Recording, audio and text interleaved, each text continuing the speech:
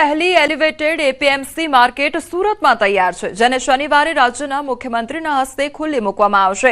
3750 કરોડનું ટર્નઓવર ધરાવતી આ એપીએમસી માર્કેટે ગુજરાતમાં પ્રથમ સ્થાન મેળવેલું છે। આ માર્કેટમાં દક્ષિણ ગુજરાત અને નજીકના અલગ અલગ રાજ્યોથી પણ મોટા પ્રમાણમાં શાકભાજી અને ફ્રૂટ આવે છે। આ માર્કેટમાંથી કેરી સહિતના અલગ અલગ ફ્રૂટમાંથી રસ અને જ્યુસ બનાવી એક્સપોર્ટ પણ કરવામાં આવે છે। સાથે શાકભાજીના કચરામાંથી સીએનજી ગેસ પણ બનાવવામાં આવે છે।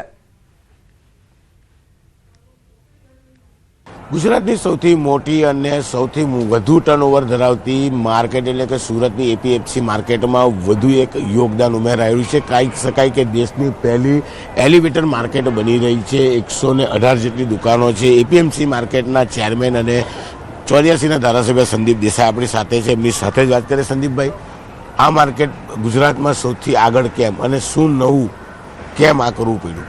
સુરત એપીએમસી એમબી છેલ્લા ઘણા સમયથી આવકની દ્રષ્ટિએ પણ ગુજરાત નંબર 1 છે અને ખાસ કરીને આપણા જે પ્રધાનમંત્રી મોદી સાહેબ છે એમની એક નેમ છે કે ભાઈ ખેડૂતની આવક બમણી કરવી જોઈએ।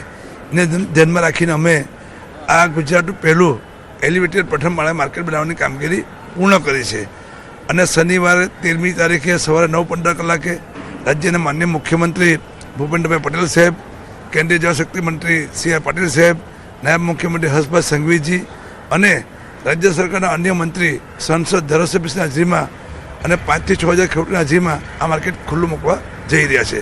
એની સાથે સાથે ફૂડ પ્રોસેસિંગ પ્લાન્ટ જે છે એની અંદર અમે ખેડૂતોની કેરી ખરીદ કરીએ, દેશી પદ્ધતિથી પતરાના સેટમાં પરરા અને ઘાસમાં એને પકાવીએ, ત્યારબાદ એનો પલ્પ કરીએ, ત્યારબાદ પછી અમે સ્થાનિક કક્ષાએ અને ખાસ કરીને America, Russia, Canada, Dubai, Germany, Korea સહિતના દેશમાં એક્સપોર્ટ કરીએ। આ વર્ષનો ટર્નઓવર 3700 કરોડનો મારો ટર્નઓવર છે અને છેલ્લા 2 વર્ષથી અમારી સંસ્થા ગુજરાતમાં આવક દ્રષ્ટિએ સુરત નંબર 1 પર આવે છે। એમાં ખાસ કરીને અમારા શરૂઆતથી લઈને આજ સુધીના ચેરમેનોનો જે એમાં ફાળો છે એને ધ્યાનમાં રાખીને આ ખૂબ સારી કામગીરી કરી રહ્યા છે। કેમેરામેન જીગર ગુગલ સાથે કીર્તેશ પટેલ।